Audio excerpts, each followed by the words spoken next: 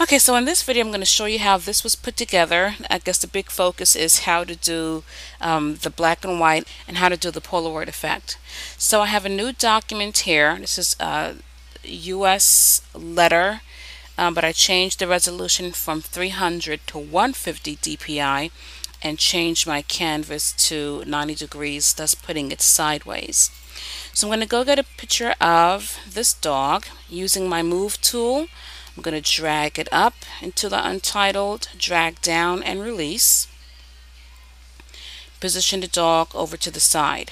Okay, so I'm going to name that layer dog 1. Okay, now I'm going to press U to get my shape tools. Notice we have our different shape tools here. We want the rectangle shape tool. And honestly, it doesn't matter what color the shape tool is. I'm just going to make it a bright yellow. I'm going to make it a bright yellow just so you can see what's going on. Okay, so with my rectangle shape tool, I'm going to hold down the shift key and make it square shape, because most Polaroids, particularly now we have the Instagram effect, they are square shaped. So step 1 is to make the shape. Step 2 is to give that shape a drop shadow. So to do that, I'm going to double click on my shape layer, open up the layer styles, click on the word drop shadow, and I'm pulling off the drop shadow right on the document just so that I can see what the shadow looks like. And the only thing I'm going to do is just soften it up a little bit. Just increase the size to about, mine is 13, but you can adjust yours to taste. So again, I just added a drop shadow and increase the size to soften it up. Press OK. So we need to put the drop shadow on its own layer. So right over the word drop shadow, I'm going to right click or control click and choose create layer. That puts the drop shadow on its own layer. Now on the drop shadow layer, select the drop shadow layer, press Command T. Now with the transform, I can right click it and choose warp. Again, I'm on the drop shadow layer, and I'm just going to pull out these corners just to get a little post-it note, sticky note effect, just like that. Nothing major. Okay, tuck in the sides and the top because we don't want the shadow peeking through all the pieces. Okay, there we go. That's it. So the transforming warp is done on the separate shadow layer. Back on the shape 1 layer, I'm going to double click that, give it a stroke. Now remember, if we leave the stroke as it is and increase the size like that, the stroke is going to go on the outside of the shape and we're not going to get nice sharp corners. So we want to change the position of the stroke to inside. That way we get nice sharp corners, and we need to change the color of the stroke to white. Okay. So that basically gives us the template of the Polaroid, and we can then bring in the other picture. I just noticed I didn't change the picture to black and white. So I'm going to come back to my dog layer because that's the picture that I want to be in black and white. Go back to my dog 1 layer, go down to my adjustment layers, and I'm going to choose black and white. And just like that, it's been converted to black and white, or at least it looks that way through through the adjustment layers. Because I have a black and white, it gives me these settings, and I can go to different parts of that picture, maybe darken the greens, boost the yellows and reds in his fur, get a nice contrast on that picture.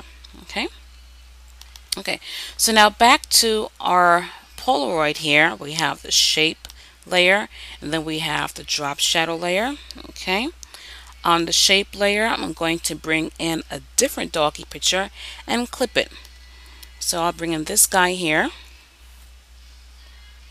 move tool, drag it, drop it it must appear over the shape 1. Remember, top shows through the bottom. So this layer here, I'll call that doggy 2. And on my doggy 2 layer, press Command Option G on a Mac, Control Alt G on Windows, and you get the clipping. The entire dog is still there. So on my doggy 2 layer, I can press Command T, holding Shift and Alt on the corners, and just bring it in so he fits within the photo. Press Return to set it, and there we go. Now the last thing that I showed you was, because we have so many layers that's creating this effect, we have the photo layer, the shape layer, and the shadow layer. We can put all of these in a group folder. That way it's easier to manage. So I'm going to click on my doggy 2 layer. I'm holding the Command key on Mac, Control key on Windows, and I'm going to click on the shape layer. Notice that they both turn blue. Holding it down again, and I'm going to click on the drop shadow layer. Notice all 3 layers are now selected blue. I'm going to take these layers, drag them down, and put them inside a folder. Now it's in the Group 1 folder. I can call this Pick 1. And with my Move tool, if I move that Pick 1 folder layer, the entire thing moves. Okay? So I can even rotate it slightly. Okay. Now, remember when we did this, we wanted to have a couple of photos there. And I gave you a great trick. Instead of having to rebuild again more shape layers and more drop shadow layers, copy the folder and swap out the dog's photo. So I'm going to take this Pick 1 folder. I'm going to duplicate it, right click, duplicate group. I'll call this Pick 2. Take my Move tool, and there's the copy. I can rotate that maybe at a different angle. Okay, now clearly I don't need the same dog there, so I'm going to open up the Pick 2 group folder. There's the dog. I'm going to take him out and get a new dog.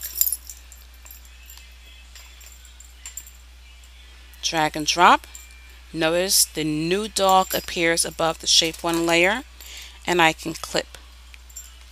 Command Option G on the Mac, Control Alt G on Windows. I can duplicate this again. Hold down my Control key, right click on the group folder, duplicate group. Now I'll call that Pick 3. Move tool, separate it, rotate it at a different angle.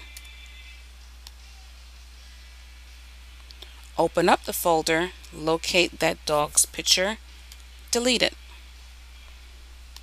Get another picture, drag and drop. The picture is over the shape. Clip it, Command Option G, and I can transform to fit the dog within the photo. Transforming, I'm holding Shift and Alt to shrink it in there.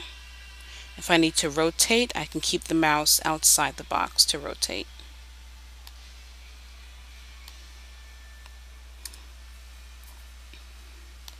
Okay, so that is, that's how you can create this kind of collage of Polaroids, combining black and white with color to create that kind of a collage. So until then, take care, stay cool.